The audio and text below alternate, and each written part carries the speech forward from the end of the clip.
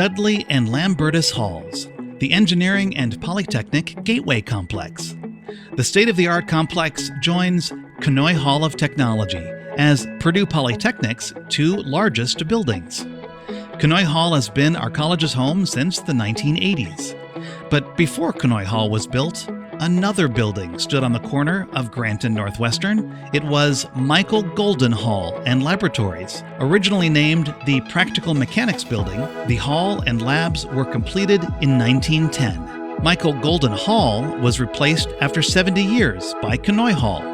But Michael Golden Labs, or MGL, remained in service for 110 years.